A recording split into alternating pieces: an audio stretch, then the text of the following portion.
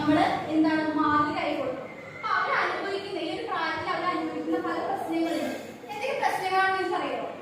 ഇപ്പൊ പ്രായമായിട്ടുള്ളവര് പല തരത്തിലുള്ള ബുദ്ധിമുട്ടുകൾ അനുഭവിക്കുന്നുണ്ടാവും. എന്തെങ്കിലും നിങ്ങൾക്ക് അറിയാമോ?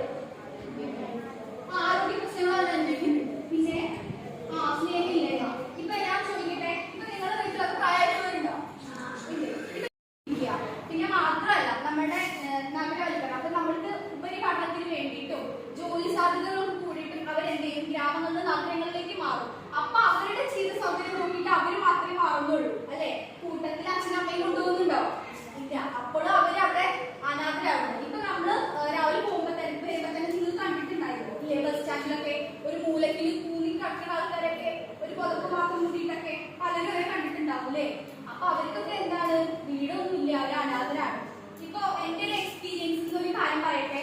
ഞങ്ങൾക്ക് ഒരു ഫംഗ്ഷൻ ഉണ്ട് വീട്ടിലുണ്ടായി. ഞങ്ങളത് കുടുംബക്കാരുമായിട്ട് ആഘോഷിക്കാതെ ഞങ്ങളെ എടുത്ത് കുറച്ചങ്ങനെ പോയിട്ടുണ്ടെങ്കിലും ഒരു വൃദ്ധാശ്രമമുണ്ട്. അവിടെ അറൗണ്ട് ഒരു 20 പേരുണ്ട്. ഞങ്ങൾ അവിടെ ഒരു നേരത്തെ ഭക്ഷണം കൊടുത്തിട്ട് അവരുടെ കൂടെ ഇരുന്ന് ഭക്ഷണം കഴിച്ചു. അപ്പൊ അവിടെ 20 പേർക്കും പറയാനുള്ള 20 കഥകളാണ്. ഇങ്ങനെ നമുക്ക് സന്തോഷം തരുന്ന പല കഥകളാണോ? അല്ല, അവർക്ക് പറയാനുള്ള സങ്കടമാണ്.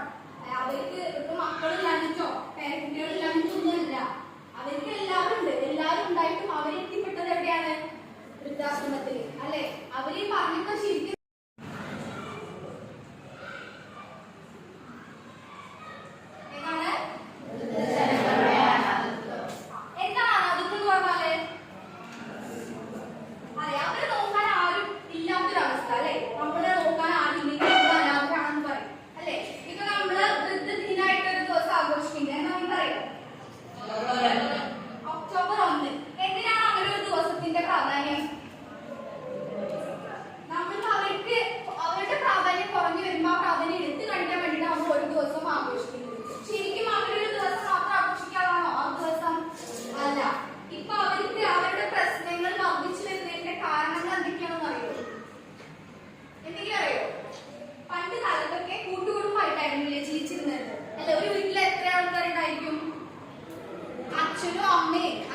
അച്ഛൻ അവരുടെ പല ആൾക്കാരും ഉണ്ടാവില്ലേ?